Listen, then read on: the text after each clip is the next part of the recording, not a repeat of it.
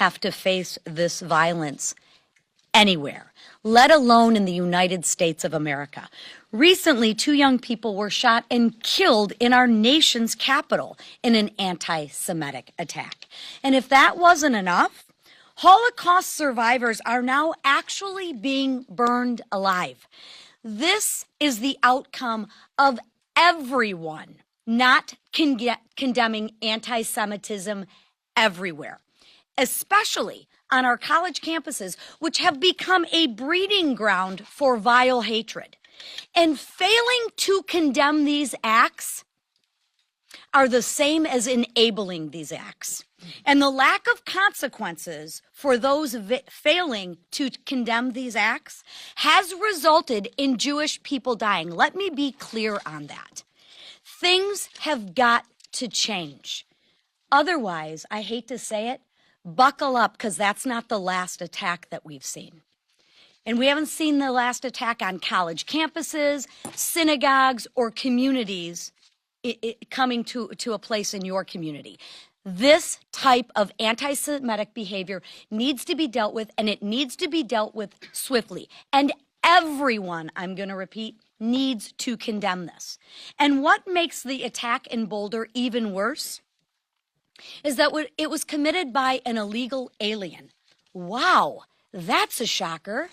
Who could have predicted that?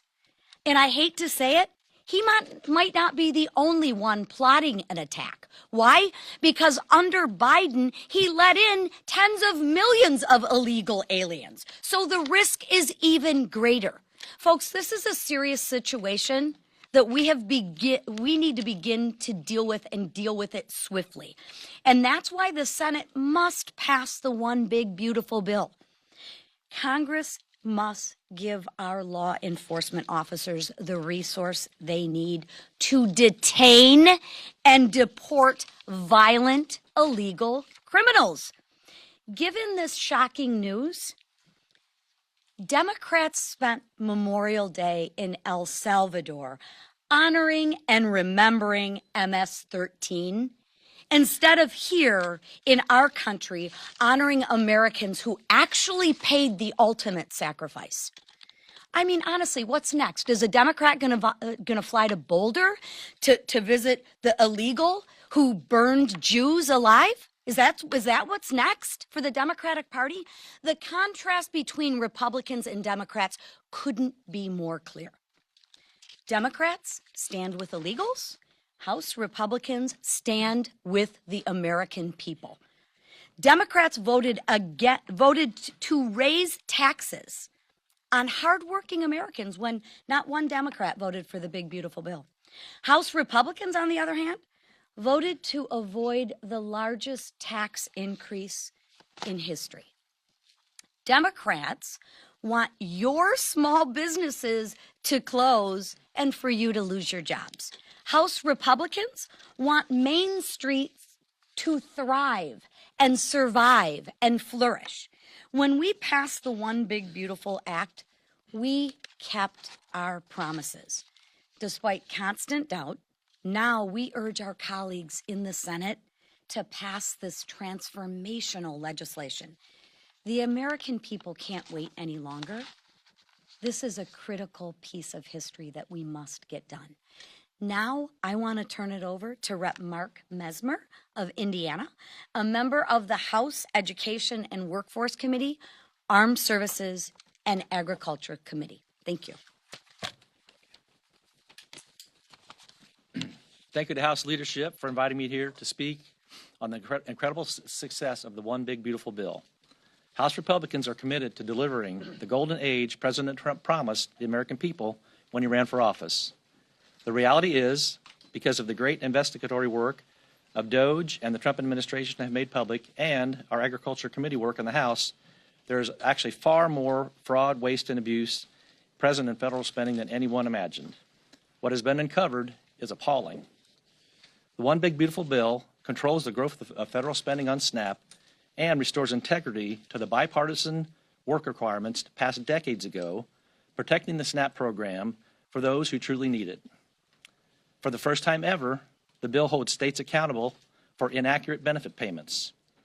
I believe our work marks a new era of efficiency and fairness by encouraging modest state contributions. I'm proud to say that the language passed on the House floor also includes historic investments in conservation to support the best stewards of our land, the American farmer. The bill refuses to neglect rural America. With incredible improvements to the farm safety net, our farmers will be supported as they bring healthy, safe, and affordable food to the kitchen tables of Americans.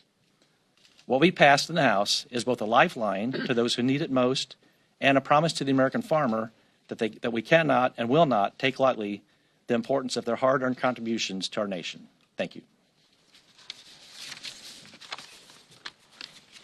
Thanks, Mark.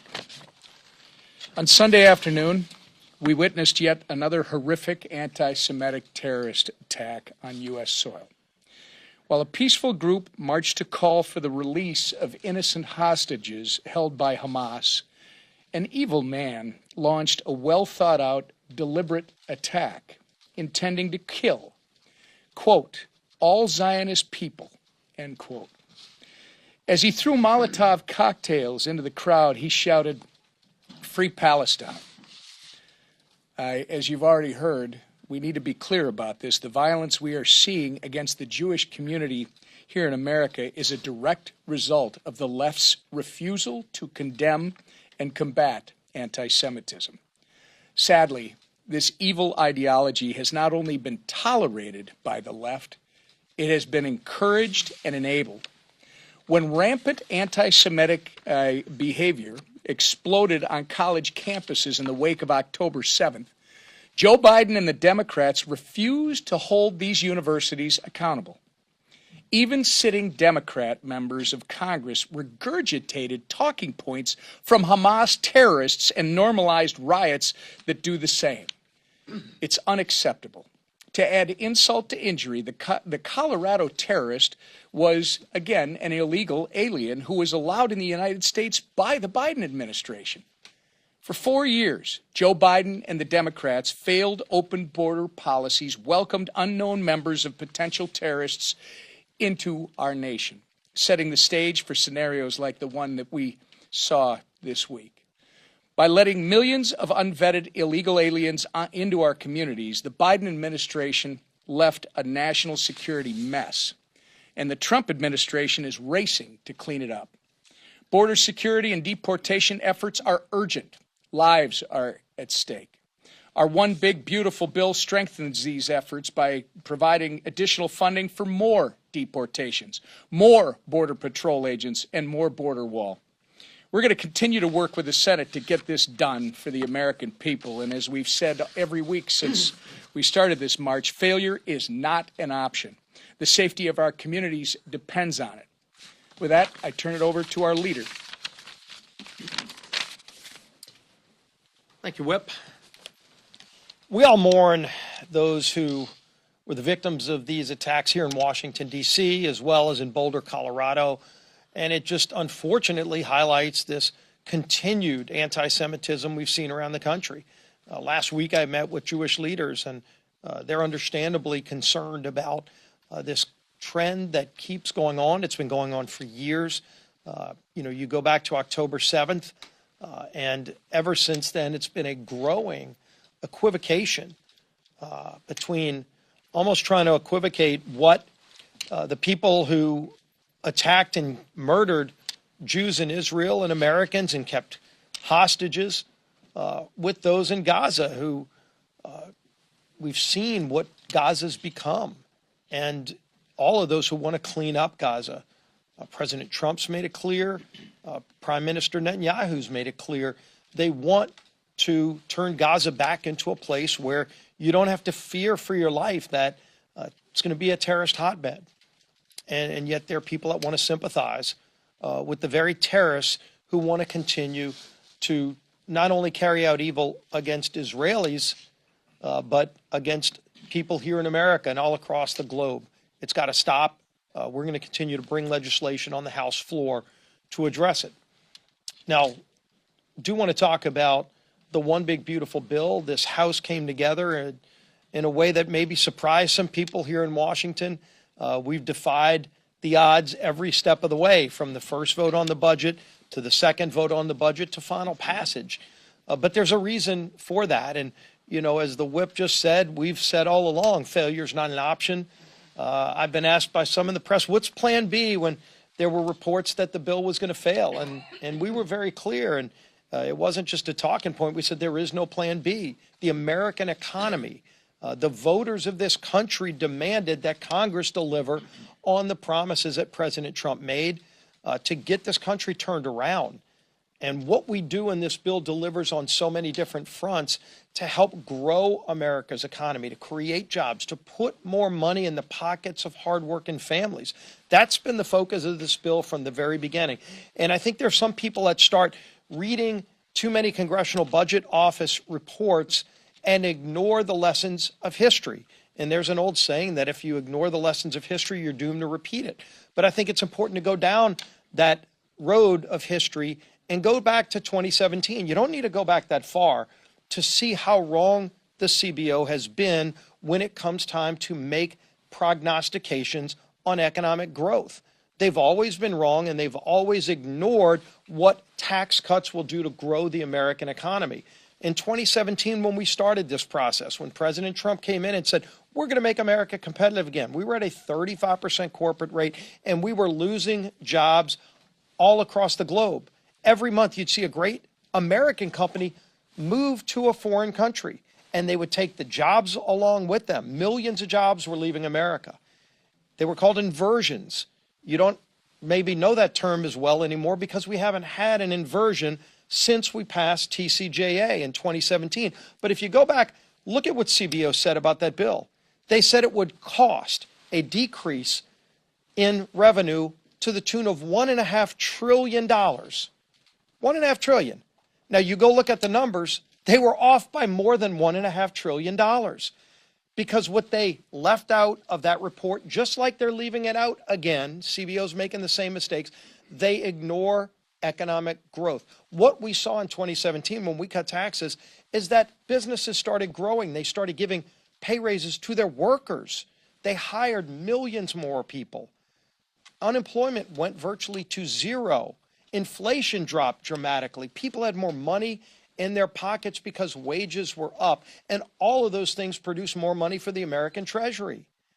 It all happened, and yet CBO failed to recognize that. And they're making the same mistake again. And anybody who repeats CBO's analysis is also making those same mistakes.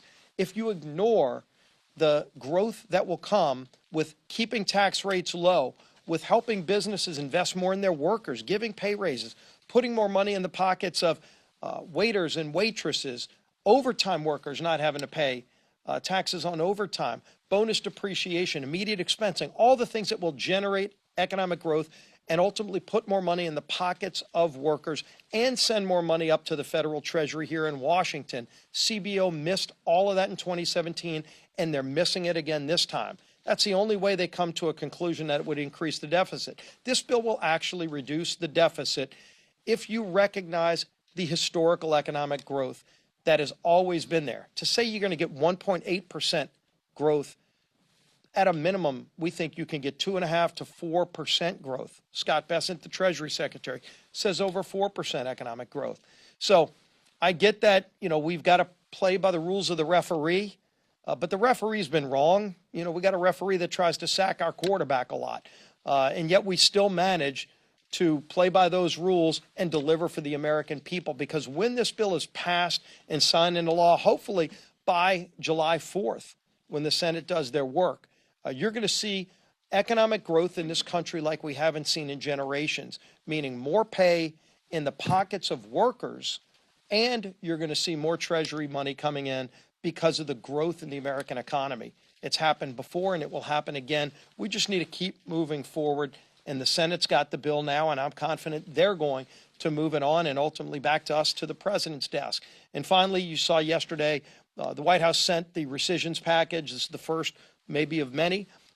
We are now putting that in bill format. We'll file that bill hopefully by tomorrow and then bring it up to the floor quickly and get rid of more waste, fraud, and abuse in the federal government. This will deal with, obviously, the abuses we all saw at USAID, NPR, and public broadcasting. So those are the things that are going to be in this rescissions package. We're going to continue working with President Trump to root out waste, fraud, and abuse and get the American economy turning around again.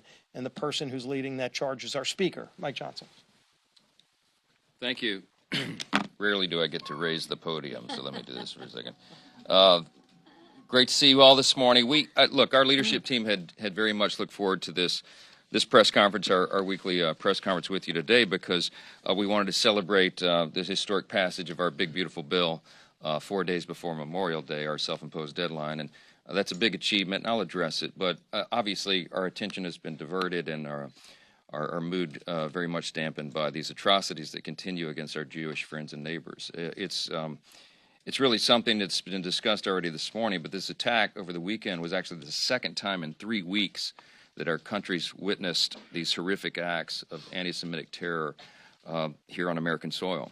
And it was just, of course, a few miles down the road, 2 Israeli embassy staffers, a young couple who had planned to wed soon, were senselessly gunned down on the street. And the killer said, when they asked him what his motivation was, he said, quote, "He did it for Palestine." This weekend, an Egyptian terrorist in Boulder, Colorado, Mohammed Soleiman, lit at least 12 Jewish people on fire. They were at a parade, an event there. He told police he wanted to kill every single one of them. And you know what he said when he yelled out during the attack? He said, "Free Palestine." We also can't forget that in April, a terrorist burned the governor's mansion in Pennsylvania, attempting to kill Jewish Governor Josh Shapiro and his sleeping family inside. Search warrants found that the terrorist targeted Shapiro because of, quote, "perceived injustices against Palestine." There's a theme here. Why would terrorists target a young innocent couple or peaceful protesters or the governor of an American state with no jurisdiction over a war that's happening 5,000 miles away? Because it isn't about Palestine. It isn't about Gaza. It isn't about any particular conflict. It's because these people want a complete and total extermination of the Jewish people. And there is a targeted left-wing anti-Semitic terror movement on the rise in America. And we have to address this first and foremost. Members of this institution and the media have a moral obligation to call this out. We do not equivocate, as the leader said. We do not both sides this issue at all. This is very clear. It's light versus darkness. It is an evil that we are confronting. And we'll continue to call it out, and the Trump administration and Attorney General Pam Bondi and FBI Director Kash Patel will continue to pursue these anti-Semitic threats and actions against the Jewish people on our soil and to bring these violent criminals to justice. And we will speak with moral clarity, and we will demand the same of all of our colleagues in both parties to do that, and I hope they will. According to DHS, Solomon, this criminal, this violent, sick individual that did this stuff over the weekend, applied for a tourist visa in 2022. He applied for asylum. He's been living in the U.S. on an expired visa since March of 2023. If you apply Democrat logic to this case, Solomon was one of their constituents, as they say, and under their framing, he was just a Colorado man, right? But when you see Democrats ramping up attacks on ICE agents and storming ICE detention facilities and calling for the dismantlement of ICE, just know that this is who they're defending. This is the result. Fortunately, President Trump has quickly slammed the border shut by simply enforcing existing law, but this administration needs the resources to detain and process and deport the millions of dangerous illegals who President Biden welcomed into the country. And this is why we need the one big beautiful bill. One of the many reasons for President Trump's desk as quickly as possible to sign into law, because it, among the other features in the bill, it includes $45 billion to expand ICE detention capacity, $1 billion to hire 200 immigration judges and to expand immigration courtroom space. There's $1 billion in there to hire 2,700 new ICE Office of Principal Legal Advisor attorneys to expedite removal proceedings, and $14 billion for air and ground transportation, sufficient to support at least 1 million removals per year. We need to go find the other Solomons and get them out of America, and that's what this bill will do. We got to get it signed into law as soon as possible. Yesterday, the House, changing subjects here, the House did receive the rescissions package from the White House, and we were happy to receive it. It's going to claw back $9.4 billion, wasteful spending. 8.3 of that is in the foreign aid, USAID abuses area, and $1.1 billion from the Corporation for Public Broadcasting. These are common sense cuts, and the American people are behind them. I'll tell you why. Just in the Corporation for Public Broadcasting space, Don't forget, the NPR refused to cover the Hunter Biden laptop story. They repeatedly insisted that COVID-19 did not originate in a lab, and they ran stories defending looting during the Summer of Love, if you remember all that. Its CEO admitted that she regards, quote, truth as a harmful, quote, distraction from NPR's objectives. PBS produced a movie titled Real Boy, which celebrates a transgender teen's transition. This is all with taxpayer dollars. PBS has featured drag queens in programming for little kids. There is no reason for any media organization to be singled out to receive federal funds. We're in a different era now, especially those that appear to have so little regard for the truth.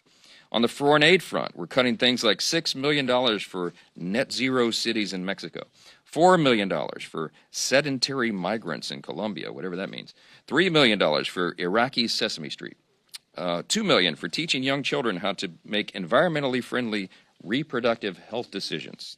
We're not making this stuff up. $1 million for voter ID in Haiti, while they oppose voter ID here. This rescissions package is the manifestation of the DOGE effort, which has transformed the way American people view government, and it's going to ultimately ensure greater accountability in government going forward. In addition to codifying the work of Elon Musk and DOGE, this week the House will continue to codify the President's executive orders. We've got 3 of those on the floor this week. The list real quick, Representative Beth Van Dyne's American Entrepreneurs Act ensures taxpayer-funded loans go only to Americans, codifying President Trump's executive order to end taxpayer-subsidized open borders. Representative Brad Finstad's Save SBA from Sanctuary Cities Act moves SBA offices out of sanctuary cities and into non-sanctuary municipalities, and it will codify President Trump's executive order to protect American communities from criminal aliens. And the last one this week is Representative Rob Bresnahan's CEASE Act, which aligns with recent action taken by the Small Business Administration to restore oversight capabilities to the SBA by limiting the number of for-profit small business lending companies. These are common sense provisions. They deserve to be signed into law, and this is a continuing series of things that we've signed into law, executive orders. There are many more to come, and you'll see the House continue that effort in earnest this week. Let me take a few questions. I can guess what they'll be. Chad. How can you explain the fact that Republicans voted for this interim spending bill back in March, greenlighting this money, and 2-3 months later, then you want to take back that money? That seems inconsistent. Well, if you're talking about, for example, this USAID money and this kind of stuff, That was approved in the CR back in. Yeah, it was. And here's the point. It's a critical point.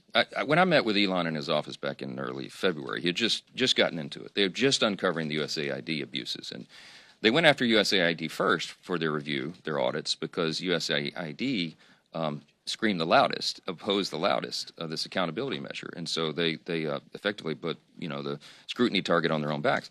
And Elon and I were in his office late one night. We were talking about this, and I said he had finished USAID. They were just starting on Social Security.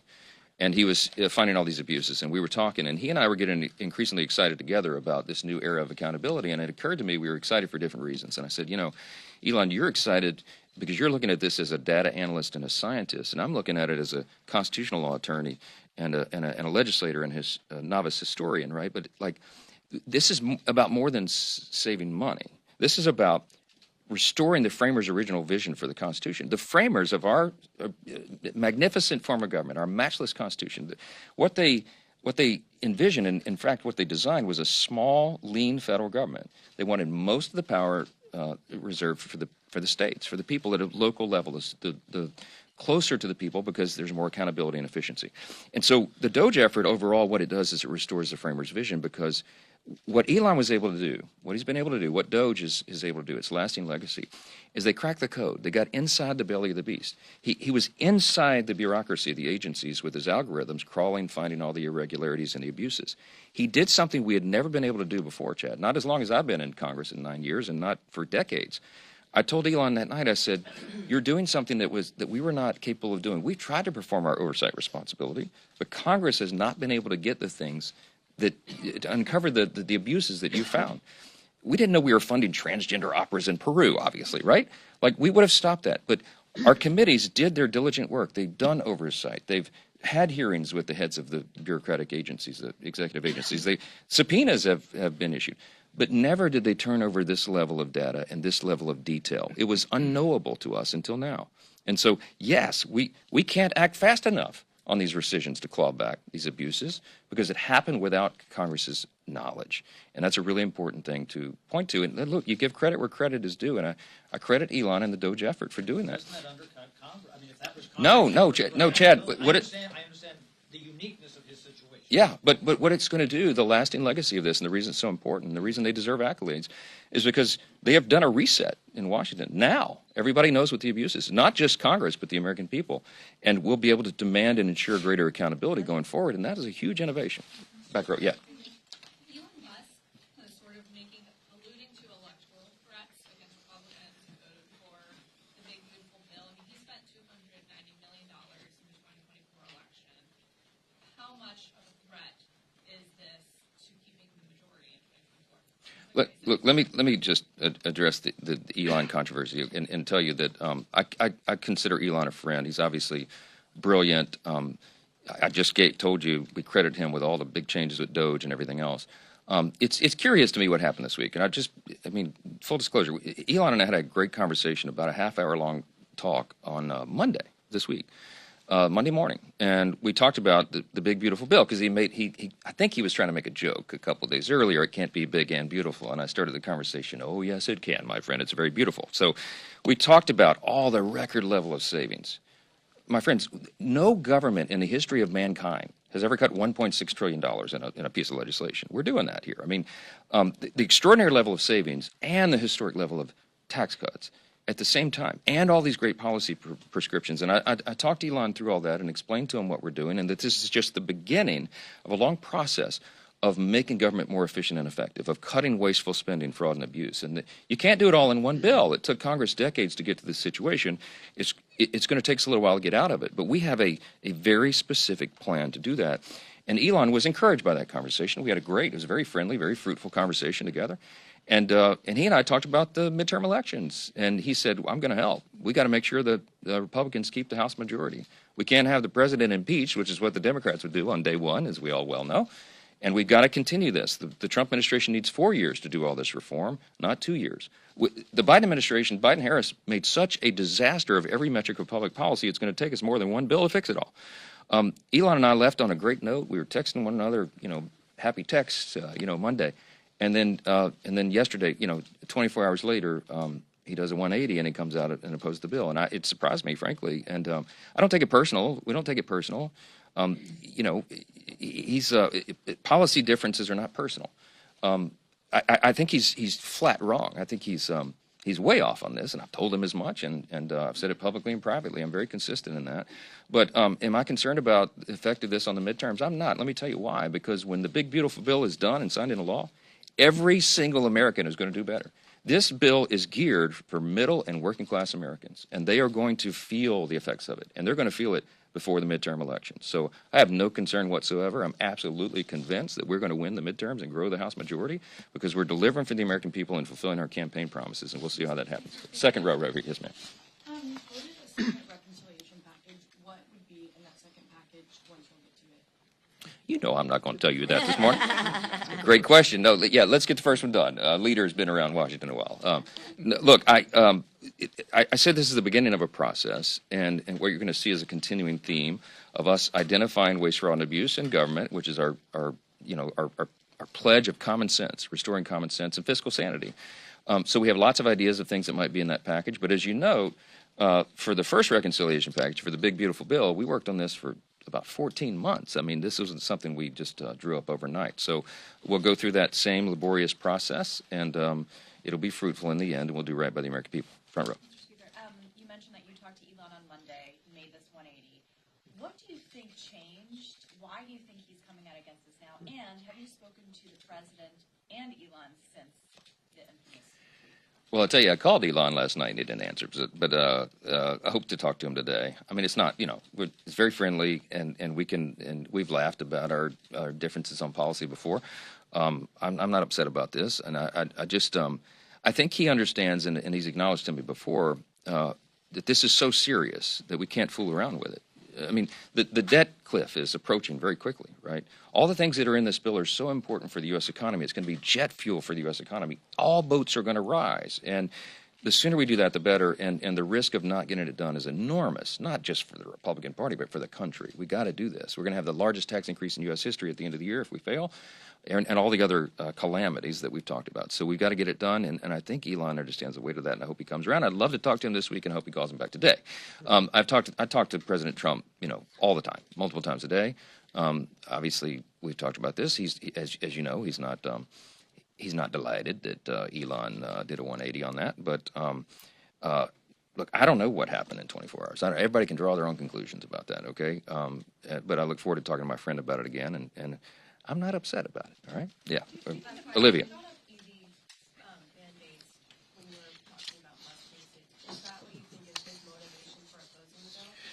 Manu brought up EV mandates, not me, okay?